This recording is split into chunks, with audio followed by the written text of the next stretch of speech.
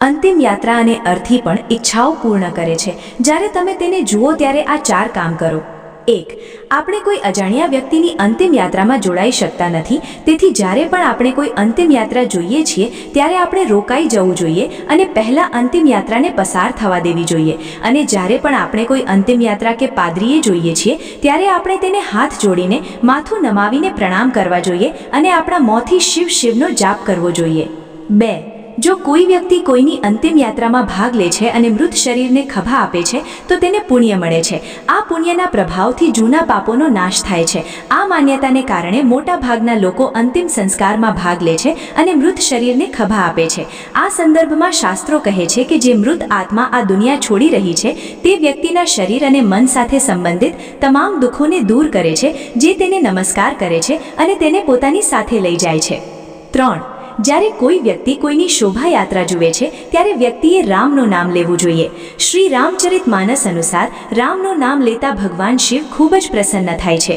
શિવ પુરાણમાં ઉલ્લેખ છે કે મૃત્યુ પછી આત્મા પરમાત્મા એટલે કે ભગવાન શિવમાં વિલીન થઈ જાય છે। તેથી જો કોઈ વ્યક્તિ અંતિમ યાત્રા જુએ છે તો તેણે રામનું નામ લેવું જોઈએ। આનાથી ભગવાન શિવના આશીર્વાદ મળે છે અને આયુષ્ય લંબાવે છે। મનુસ્મૃતિમાં કહેવામાં આવ્યું છે કે કોઈ પણ વ્યક્તિના મૃતદેહને ઉપાડતી વખતે વ્યક્તિએ ધ્યાનમાં રાખવું જોઈએ કે રસ્તામાં એક ગામ હોવું જોઈએ।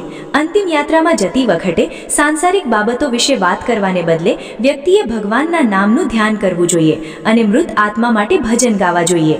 અંતિમ યાત્રા જોવી એ સુખી અને શુભ ભવિષ્ય સૂચવે છે। 4. જ્યારે પણ આપણે કોઈ અંતિમ યાત્રા જોઈએ છીએ ત્યારે આપણે મૌન રહેવું જોઈએ।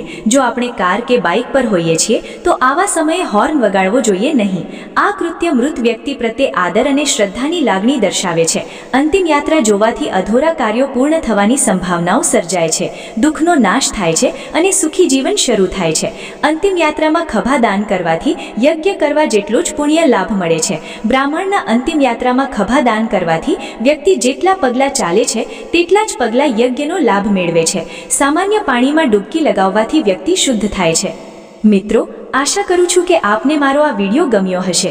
જો આ વિડીયો પસંદ આવ્યો હોય તો કૃપા કરીને વિડીયોને એક લાઇક કરી ચેનલને સબસ્ક્રાઇબ જરૂરથી કરી લેજો અને તમારા મિત્રોને પણ શેર કરો, જેથી તેઓને પણ તેનો લાભ મળે। આ રીતે મારી સાથે જોડાયેલા રહો અને તમારા સાથ સહકાર માટે આપનો હૃદયથી ધન્યવાદ। હર હર મહાદેવ મિત્રો।